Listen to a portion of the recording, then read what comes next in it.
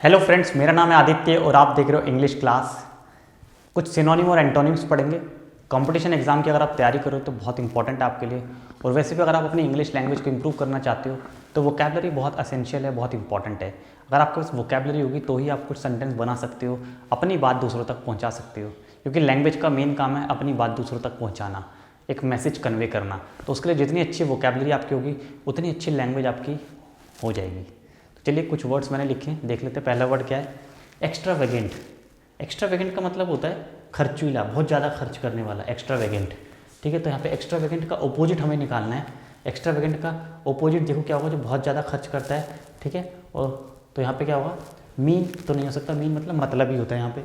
Narrow minded मतलब जिसकी सोच बहुत नैरो हो, छोटी सोच वाले को बोलते हैं हम नैरो माइंडेड, बहुत छोटी सोच है इसकी। और अनइकोनॉमिकल। इकोनॉमिकल मतलब कि क्या होता है? इकोनॉमिकल है मतलब बहुत देखभाल के खर्चा करता है, बहुत सोच समझ के खर्चा करता है, बहुत मोडेस्ट है, इकोनॉमिकल लाइफ है उसकी। और अनइकोनॉमिकल मतलब यहाँ पे एक्स्ट्रावेगेंट हो गया। ठीक है, मतलब जो बहुत ज़्यादा खर्चा करता है, अनइकोनॉमिकल है। ठीक है, और माइजरली, माइजर मतलब कंजूस होता है। ठीक है, कंजूस को बोलते हैं माइजर, माइजरली कंजूस। तो एक्स्ट्रावेगेंट है। ठीक है, इसका यहाँ पे सेम वर्ड है अनइकोनॉमिकल, मतलब वो इकोनॉमिकल नहीं है बिल्कुल भी, खर्चा बिल्कुल देख कर नहीं करता, बहुत खर्चा करता है वो। और अपोजिट हो गया माइजरली, कंजूस व्यक्ति को बोलते हैं माइजरली। ही इज़ वेरी माइजर, वो बहुत कंजूस है, खर्चा ही नहीं करता है। पार्टी में बुलाओ तो खर्चा ही नहीं करता है। हाँ, खुद खिला दो उसको पैसों का, अपने दारू पिला दो फ्री की तो पी लेगा, अपने पैसों से कभी खर्च नहीं करेगा। He is very माइजर। ठीक है, और जो बिल्कुल दिल खोल के खर्चा करता है हम बोलेंगे एक्स्ट्रावेगेंट। एक्स्ट्रावेगेंट खर्च करता है, वो बहुत खर्चा करता है, जरूरत से ज़्यादा खर्चा करता है। चलिए आगे देखते हैं। नेक्स्ट, लेबेयर। लेबेयर, लेबेयर देखिए, लेबेयर का मतलब क्या होगा? यहाँ पे ऑप्शन है destroy, exploit, take off cloth और एक्सपोज करना। बेयर मतलब क्या होता है? बेयर समझते हैं आप? बेयर मतलब नंगे पाँव, बेयर फुट बोलते हैं, बेयर फुट होना, हाँ, नंगे पाँव होना। बेयर मतलब अनकवर करना, किसी चीज़ को खुलासा करना, किसी चीज़ का, किसी चीज़ को एक्सपोज करना, हाँ, उसको खुलासा करना। ठीक है, तो ले बेयर से उसी से मतलब है किसी चीज़ को एक्सपोज करना। एक्सपोज करना, किसी को खुलासा करना, कोई गुप्त सूचना उसको खुलासा करना, किसी रहस्य को आपने उजागर कर दिया, ले बेयर कर दिया। ये फ्रेजेस हैं इंग्लिश के, बहुत इंपॉर्टेंट फ्रेजेस हैं। ये आप पढ़ लोगे तो आपकी लैंग्वेज इतनी स्ट्रांग हो जाएगी, सुनने वाला बोलेगा हाँ भाई इंग्लिश पढ़ी तो इसने पढ़ी है। कहाँ से इंग्लिश पढ़ी है, कैसे सीखी आपने, मुझे भी बताओ। तो ये वर्ड्स अगर आप याद करो, ले बेयर। ठीक है, पूरा वर्ड ले बेयर मतलब एक्सपोज करना किसी चीज़ को, समझ गए? बेयर फुट बोलते हैं नंगे पाँव, बेयर मतलब अनकवर करना किसी को, एक्सपोज करना, किसी का पर्दाफाश करना, है ना, तो एक्सपोज करना। टेक ऑफ क्लोथ होता है कपड़े उतारना, टेक ऑफ अनकवर, अनड्रेस होना, ये नहीं। एक्सप्लॉयट करना, किसी का शोषण करना, एक्सप्लॉयट करना, शोषण। और डिस्ट्रॉय करना मतलब तहस नहस कर देना, सब कुछ डिस्ट्रॉय कर देना। तो इसका ले बेयर का मतलब हुआ एक्सपोज। ठीक है, देखते हैं आगे।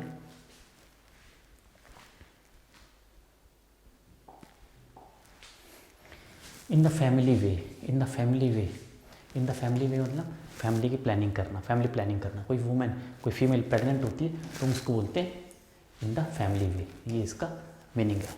प्रेग्नेंट वुमेन को बोलते हैं in the family way. Unveil मतलब आपको पता है, कोई बीमार है तो उसको अनवेल बोलेंगे। गो होम, घर जाना, इसका कोई लेना देना नहीं इस वर्ड से।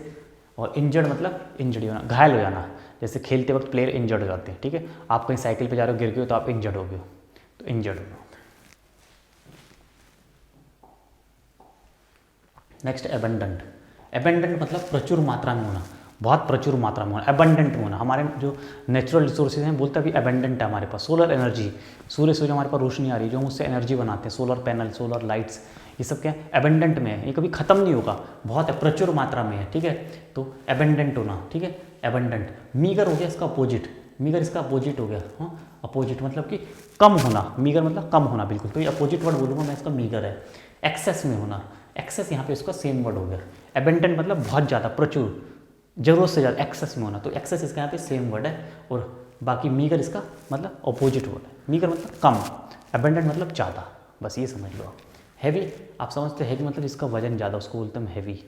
और लॉन्ग मतलब लॉन्ग, लंबे, लंबा, लंबे समय तक चलने वाला, लॉन्ग बोलते हैं। लॉन्ग मतलब यहाँ पे लंबा है, कोई भी सामान हो सकता है, आपके बाल लंबे हो सकते हैं। ठीक है, आपकी ड्रेस लंबी हो सकती है, आपके नेल्स लंबे हो गए हैं, उनको कट कर लो तो लंबा।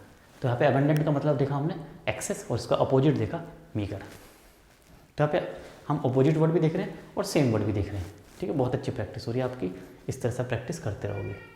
ठीक है,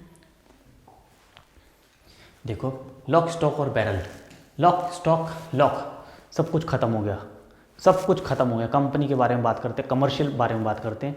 लॉक स्टॉक बैरल मतलब किसी ऑफिस, किसी कंपनी के बारे में बात कर रहे हैं, तो कंप्लीटली पूरी तरह से आपने उसको किसी और को थमा दिया। आप पूरी तरह से जिम्मेदारी से मुक्त हो गए, आपकी कोई जिम्मेदारी नहीं, आपकी पूरी company lock stock and barrel मतलब कंप्लीटली पूरी तरह से आपने दूसरे के हवाले कर दी। क्लोज्ड होना एक अलग चीज़ है, मतलब बंद कर दी, बंद नहीं करी आपने, दूसरे को दे दी, आपने उत्तरदायित्व, अपना जिम्मेदारी आपने छोड़ दी, दूसरे के हवाले कर दी, भाई आप संभालो। लॉक स्टॉक बैरल फाइनेंशियली भी, एडमिनिस्ट्रेटिवली, ठीक है, फाइनेंशियली एडमिनिस्ट्रेटिवली हर तरफ से आपने उसको दूसरे को दे दिया कंप्लीटली। इसका मतलब होता है completely.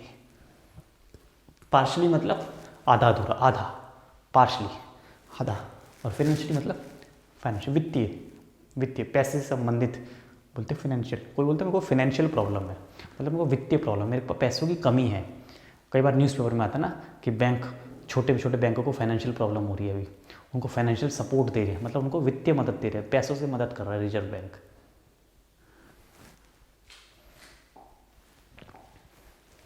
Paint the town red, मतलब पेंट द टाउन रेड का मतलब आप बहुत खुश हो रहे हो, बहुत खुश हो आप, लाइवली हो, चीयरफुल हो, इसका लाइवली है, हैव ए लाइवली टाइम, जैसे बोलते हैं चीयरफुल, ये भी इसका सेम वर्ड है, हैव ए लाइवली टाइम, बहुत वंडरफुल टाइम, बहुत खुश हो आप, आपका एग्जाम पास हो गया, बहुत खुश हो, लड्डू बांट रहे हो, मिठाई बांट रहे हो, म्यूजिक चला रहे हो, ढोल बजा रहे हो, तो पेंट द टाउन रेड, पूरे शहर में आपने अपना फैलाव कर दिया, पूरे शहर को आपने बता दिया कि हाँ आज आप बहुत खुश हो, paint the town red.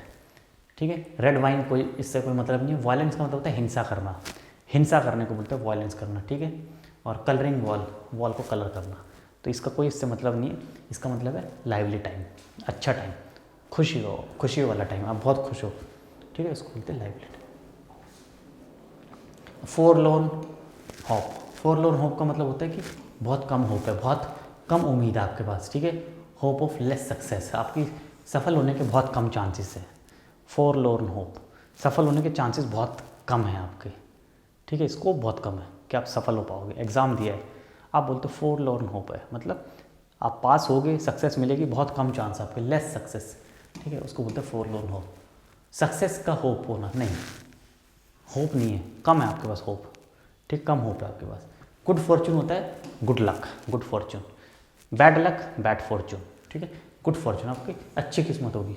Silly chance, chances बहुत सिली है, बहुत ख़राब चांस है। तो यहाँ पे फोरलोन होप का मतलब हो गया लेस सक्सेस, कि सक्सेस के चांस हैं बट बहुत कम है। ठीक है, कम चांस है आपके।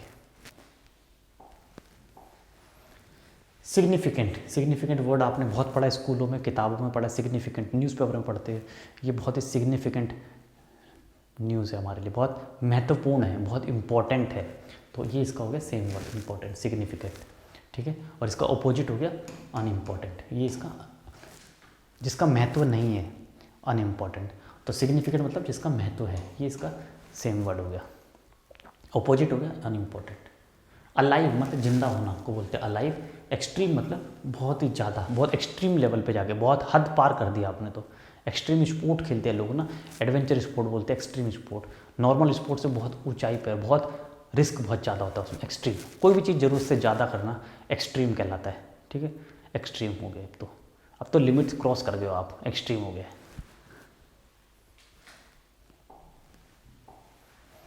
वोरेशियस, वोरेशियस का मतलब होता है लालची, लालची हो, ये ग्रीडी, इसका सेम वर्ड है ग्रीडी, लालची। बहुत वोरेशियस है, बहुत लालची है, तो बहुत लालची है, लालच करता है। ठीक है, ये उसका मतलब हो गया। थर्स्टी हो गया प्यासा, हंग्री हो गया भूखा, हैस्टी जल्दीबाजी। तो इसका करेक्ट आंसर है ग्रीडी। ग्रीडी मतलब वोरेशियस, लालची है कोई व्यक्ति। ठीक है, वोरेशियस है। एक्सटिंक्ट, एक्सटिंक्ट मतलब विलुप्त होना, ऐसे जानवर जो विलुप्त हो गए, जैसे डायनासोर विलुप्त हो गए हैं, हाँ, अब वो नहीं दिखते, वो एक्सटिंक्ट हो गए हैं, मतलब एग्जिस्टिंग बोलते हैं इसको। ठीक है, एग्जिस्टिंग, विलुप्त हो जाना, अब वो दे आर नो मोर, अब वो है ही नहीं, उनका अस्तित्व ही खत्म हो गया, पूरा एग्जिस्टेंस उनका खत्म हो गया, अब वो देखने को ही नहीं मिलते। डायनासोर के बारे में पिक्चर बनी थी ना, क्योंकि कुछ हज़ार साल पहले वो थे बट अब नहीं है, एक्सटिंक्ट हो गए, एग्जिस्टिंग हो गए। ठीक है, ये इसका मतलब है। इररिलेवेंट का मतलब होता है, इररिलेवेंट मतलब जिसका कोई महत्व नहीं है, महत्वहीन, महत्व ही नहीं है। मैं बात क्या कर रहा हूँ, आप कोई और बात कर रहे हो, यहाँ पे मैथमेटिक्स की है या हिस्ट्री की, तो क्या इर्रिलेवेंट टॉपिक है वो, महत्व है ही नहीं उसका, अमहत्व है, यूजलेस, जिसका यूज़ ही नहीं है कोई, यूजलेस, ज़रूरत ही नहीं है, यूजलेस थिंग है। घर में कितनी सारी चीज़ होती है यूजलेस होती है, उसको कबाड़ी को दे देते हैं, कबाड़ में बेच देते हैं ना, यूजलेस थिंग है। ऐसी अनइम्पॉर्टेंट अभी हमने पहले किया था जिसका कोई महत्व नहीं है। तो एक्सटिंक्ट मतलब हो गया एग्जिस्टिंग, विलुप्त हो चुके।